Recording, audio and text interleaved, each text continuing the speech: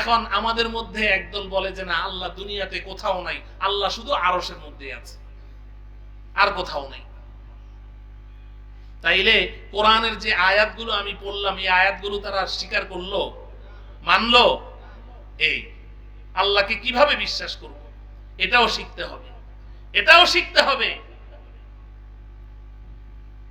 খালি ইউটিউব দেখেন, ইউটিউবের বক্তৃতা শুনেন না, যে অমুক শায়েখ কি বলল, অমুক ডক্টর কি বলল।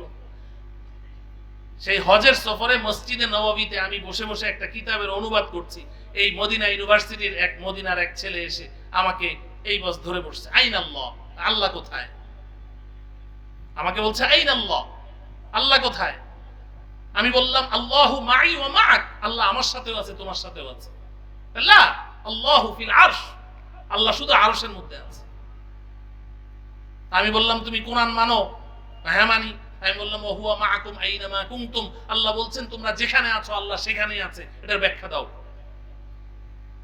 আল্লাহ বলছেন ওয়ানাহনু আকরাবু ইলাইহি মিন হাবলিল ওয়ারিদ, আমি তোমাদের হাড়ের সাথে সম্পৃক্ত, রগগুলো যত নিকটে আমি তার চেয়ে আরো বেশি নিকটে আছি। এটার জবাব দাও, এটার ব্যাখ্যা কি? তুমি যে বলছো আল্লাহ শুধু আরশে আছে, জমিনের মধ্যে নাই, তুমি জবাব দাও। মা ইয়াকুনু মিন নাজওয়া সালাসাতিন ইল্লা হুয়া রাবিউহুম ওয়ালা খামসাতিন ইল্লা হুয়া সাদিসুহুম, এটার অর্থ।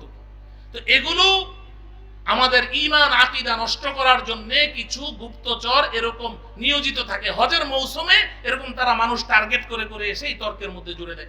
এমন ভাবে সে আমার সাথে তর্ক করছে, ও তো ওর মাতৃভাষা আরবি, আমার মাতৃভাষা তো আরবি না, ও তো খুব দ্রুত বলছে, আমার তো চিন্তা করে করে ধীরে ধীরে বলতে হয়। আধা ঘন্টা সময় সে আমার নষ্ট করেছে।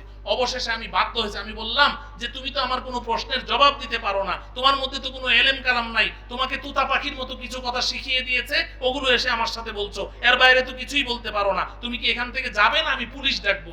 অবশেষে পুলিশ ডেকে তাকে ওখান থেকে সরাইতে হয়েছে।